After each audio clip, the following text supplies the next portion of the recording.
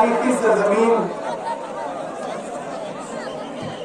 मड़वा की तारीखी सरजमीन, इंद्रवाल की तारीखी सरजमीन पर पहली बार आपके दयाल मोहब्बत में हाजिर हुआ। मुझे अच्छा लग रहा है कि मेरी आंखों के सामने बड़ी तादाद में नौजवान नस्ल बैठी हुई है, मेरी माएं बहनें बैठी हुई हैं, मेरे बुजुर्ग बैठे हुए हैं यहाँ पर। मैं थोड़ी देर आपसे गुफ्तगू करने के लिए आपके बीच में आया। माइक का वॉल्यूम थोड़ा बढ़ सके तो बढ़ा दें।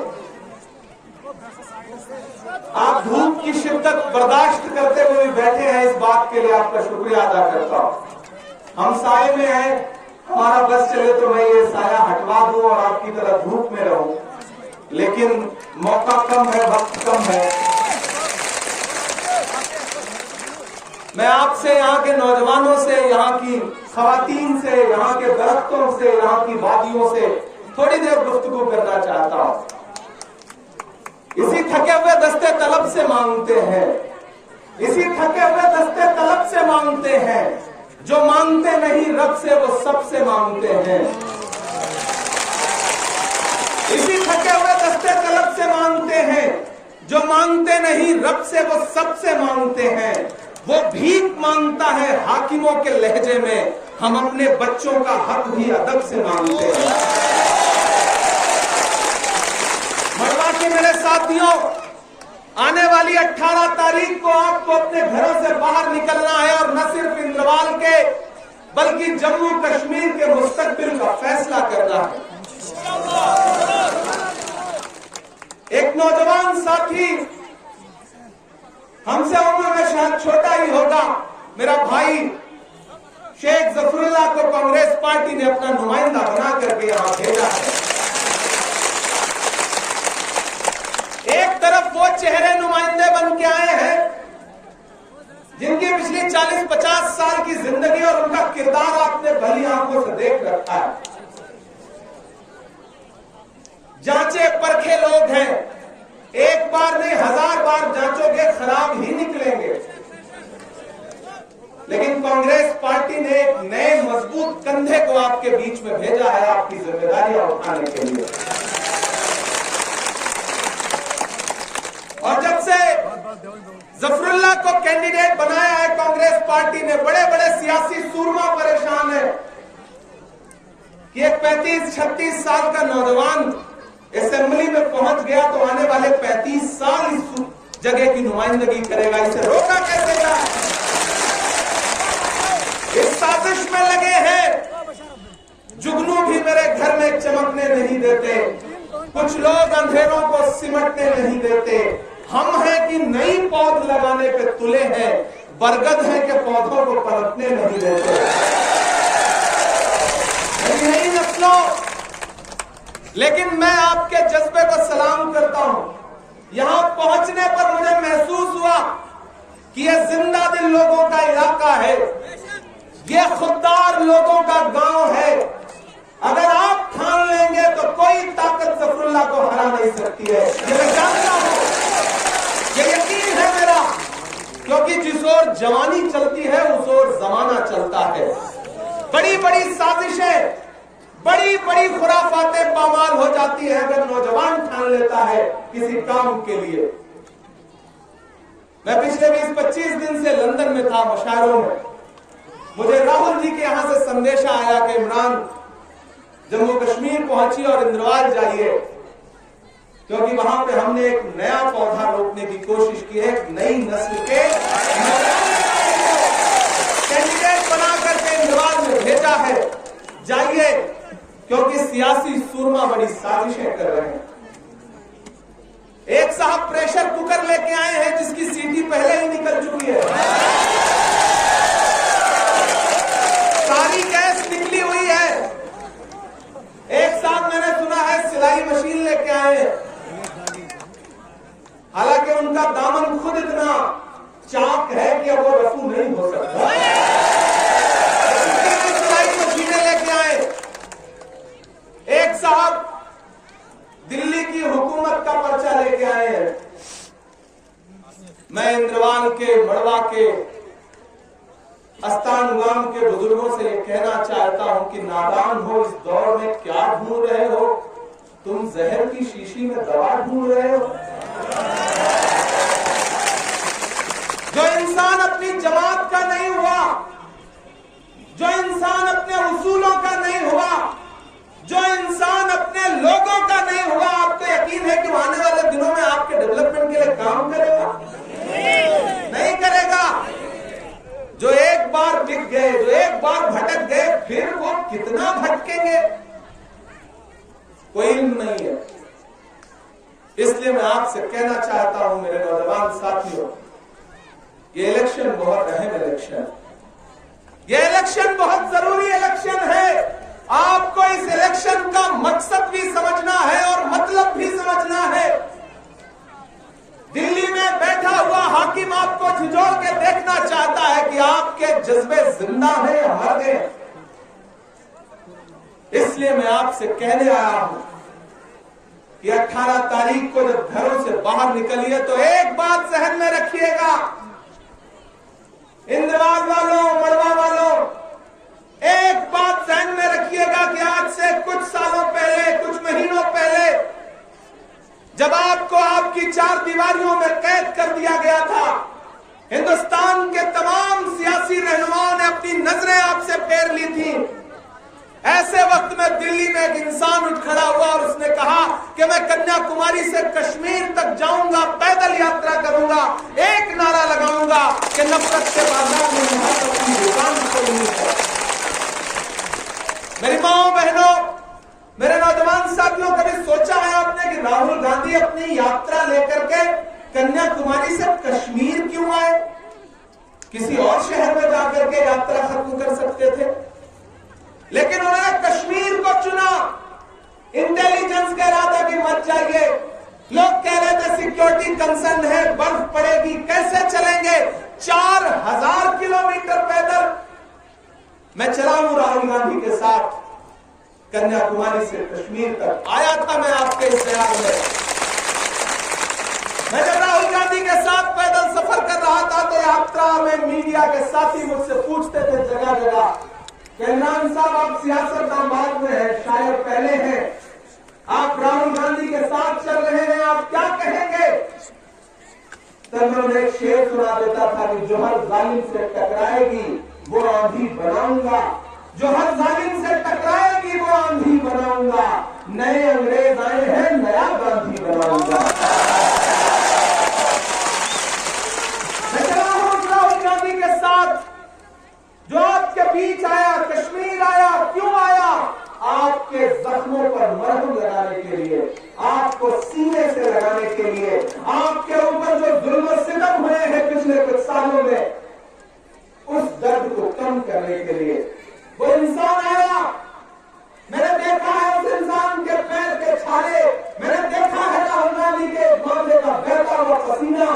तो आज इस अस्तांगाम में खड़ा होकर के, माड़वा में खड़ा होकर के इंद्रवाल की आवाम से मैं कहना चाहता हूं कि अरे आप तो इस बात पर ईमान रखते हो ना कि मजदूर का पसीना सूखने से पहले उसकी मजदूरी उसे दे देनी चाहिए। मैं रखता हूं इस बात पर ईमान, क्योंकि हमारे बुजुर्गों का कौल है कि मजदूर का पसीना सूखने से पहले उसकी मजदूरी उसे दे देनी चाहिए। इंद्रवाल वालों, अभी राहुल गांधी के पैर के छाले सूखे नहीं है, अभी राहुल गांधी का बहता हुआ पसीना सूखा नहीं है। मैं आज इंदौर में अस्तांगाम में राहुल गांधी की मजदूरी मांगने के लिए आया हूं। और जानते हैं वो मजदूरी क्या है? राहुल गांधी ने अपना नुमाइंदा बना करके जफरुल्ला साहब को आपके बीच में भेजा है। आप इन्हें जिता के असेंबली पहुंचा दीजिए।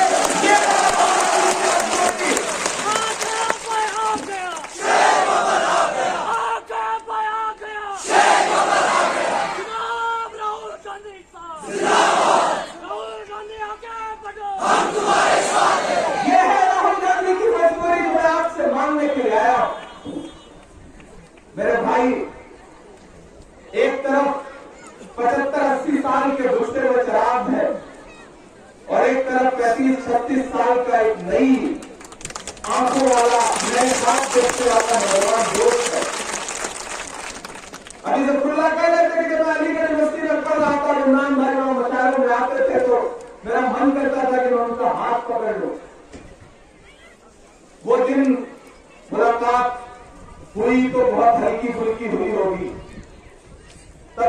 की ख्वाहिश थी कि ये मेरा हाथ पकड़ ले। आज मैं इनके गांव में चल के इनका हाथ पकड़ने आया हूं और ये कहने आया हूं कि आप मेरे भाई को जिताइए।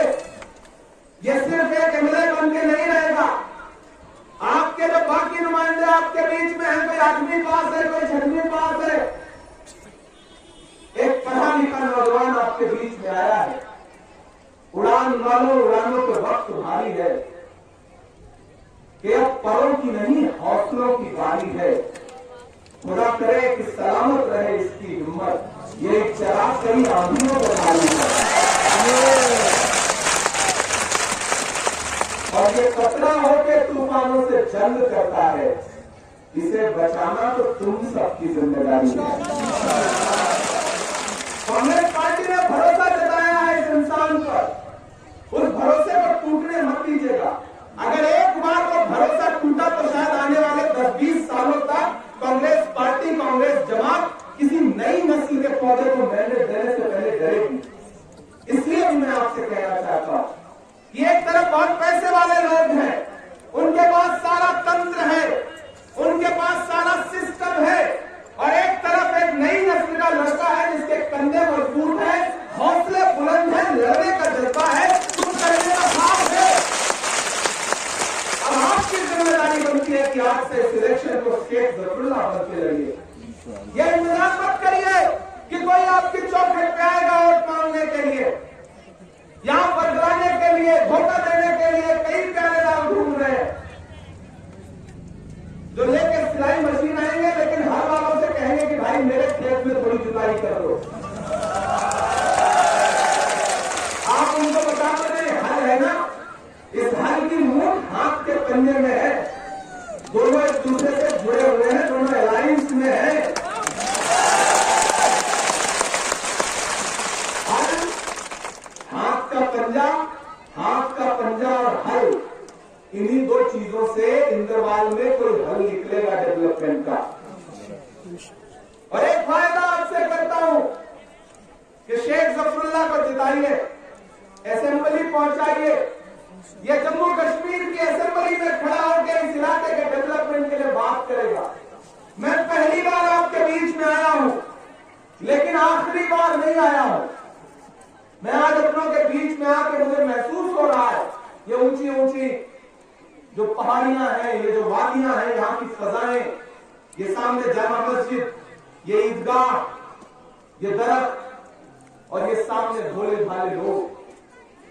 मुझे बिल्कुल ऐसा नहीं लग रहा मैं अपने घर से हजारों किलोमीटर दूर खड़ा हूं। मुझे ऐसा लग रहा है मैं अपने गांव में खड़ा हूं, अपनों के बीच में खड़ा हूं। बिल्कुल मेरे जैसे हैं, मैं भी आप जैसे एक आम से परिवार से निकल के आया हूं। मेरे भी घर में कोई सियासतदान नहीं था, मैं किसी सियासी घराने से नहीं हूं। मेरे वालिद आपकी तरह एक आम से इंसान है, मेरे दादा आपकी तरह एक आम से इंसान है। मैं अभी जफरुल्लाह के वालिद से बात कर रहा था तो मुझे ऐसा लगा जैसे मैं अपने दादा के साथ बैठा हूं। लेकिन महज 34 साल की उम्र में राहुल गांधी जी ने मेरा हाथ पकड़ा और हाथ पकड़ के मुझसे कहा कि देश की सबसे बड़ी पार्लियामेंट में जाओ, राज्यसभा में जाओ। जिस आवाज को लेकर के तुम हिंदुस्तान की गलियों गलियों में फिरते रहते हो, उसको लेकर देश की पार्लियामेंट में जाओ और वहां बोलो। यहां कुछ साथी खड़े होंगे जिन्होंने पार्लियामेंट की मेरी स्पीचेस सुनी होगी, कुछ साथी खड़े होंगे जिन्होंने मेरी नज़में सुनी होगी, शायरी सुनी होगी, कुछ ऐसे भी हैं जिन्होंने नहीं सुनी होगी। तो मैं उनको पुकारता हूं, आवाज देता हूं कि तलाशना और सुनना और ये तब फैसला करना। मेरा खुदा गवाह है कि मैंने अपनी 2 साल की जो मेरी पार्लियामेंट की जिंदगी गुजरी है उसमें एक लम्हा भी ऐसा नहीं गुजरा है जब मैंने आपकी फिक्र के बगैर गुजारा हो। एक ऐसा वक्त है, एक ऐसा वक्त है जब जहनों पर पाबंदी है, जब बोलने पर पाबंदी है, जब सोचने पर पाबंदी है। ऐसे वक्त में भी वक्त के हाकिम से आंख मिला करके सड़क से संसद तक आवाज उठा रहा हूं। मैं डरा नहीं, मैं झुका नहीं, कहीं छुप छुपा के खड़ा नहीं। जो डटे हुए हैं महाज पर, मुझे उन सबों में तलाश कर। मैं रहा हूं, मैं बोल रहा हूं और आपको यकीन दिलाता हूं कि आप जफरुल्लाह को जिताइए, असेंबली में पहुंचाइए, वहां खड़ा होकर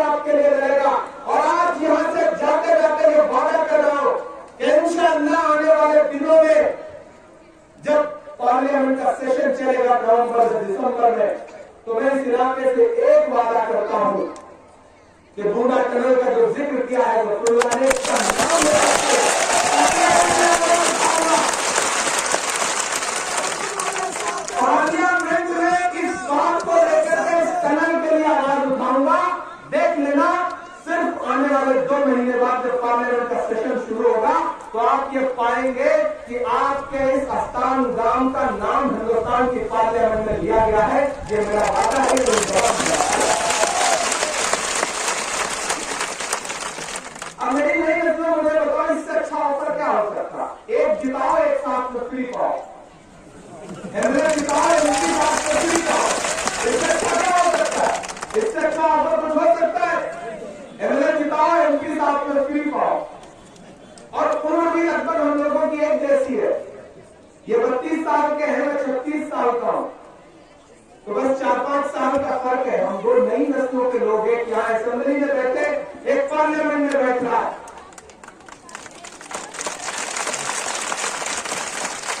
और इतना जान लो, मैंने अलीगढ़ यूनिवर्सिटी में इस इंसान का काम देखा है। अभी मैं 32 साल की उम्र में जब इतना जज्बा है तो सोचो जब ये एमएलए बन जाएगा तो किस हौसले के साथ काम करेगा। अभी जब इस बुते कमसिन का कद 6-7 फुट का है, अभी जब इस बुते कमसिन का कद 6-7 फुट का है, तो मुमकिन है जवानी में कुतुब मीनार हो जाए। आप मुझे बताओ, मैं तो इस इंसान को सिर्फ एमएलए के तौर पर नहीं देख रहा, मैं इसे मुस्तकबिल में जम्मू कश्मीर का एजुकेशन मिनिस्टर देख रहा हूं।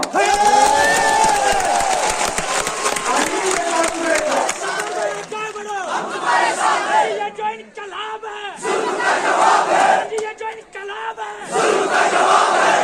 आगे बढ़ो, हम तुम्हारे साथ हैं, जी आगे बढ़ो, हम तुम्हारे साथ हैं। आपके नारे बहुत खूबसूरत होते हैं। मैं जब से आया हूँ पिछले 4 दिन से जम्मू कश्मीर के अलग अलग इलाकों में जा रहा हूँ और मैं खुदा का शुक्र भी अदा करता हूँ, जमहूरियत को जिंदाबाद कहता हूँ। वरना ये इलाके, ये पहाड़ियां, ये वादियां पता नहीं है कभी जिंदगी ले आती है न ले आती, लेकिन ये जमहूरी निजाम जो है जिसे दिल्ली को फिर से बहाल करना पड़ा है और इलेक्शन तक मामला आया है, कभी सोचा है ये क्यों आया? ये राहुल गांधी की भारत जोड़ो यात्रा का असर है, उसका दबाव है कि दिल्ली के हाकिम को मजबूर होकर के यहाँ इलेक्शन करवाना पड़ रहा है। तो मेरी खुशनसीबी है कि मैं इस इलाके में आया हूं। मेरे भाई एक चीज ध्यान में रखना, मुझे पता है धूप बहुत तेज है, लेकिन आप बहुत प्यारे लोग हैं। हम 2 फीट ऊपर बैठे हैं, 3 फीट ऊपर बैठे हैं, तो मैं डाइस पर बैठे हुए लोगों को कभी मोटबर नहीं मानता। मैं सामने बैठे हुए लोगों को हमेशा मोटबर और बड़ा मानता, क्योंकि नया पाने की चाहत में पुराना छूट जाता है। तुझे अपनाऊं तो मुझसे जमाना रूठ जाता है। मोहब्बत पढ़ने लिखने में बहुत आसान है, लेकिन मोहब्बत को निभाने में पसीना छूट जाता है। आप परेशान होकर बैठे हैं, मुझे हुक्म हुआ है कि मैं एक नज्म भी सुना दूं, नहीं सुनाऊंगा तो आप कहेंगे भाषण लेकर आ गया। मैं नज्म भी सुनाऊंगा आपको और आपसे ये कहना चाहता हूं मेरे भाइयों कि महान बादशाह सिकंदर ने जब यूनान फतेह किया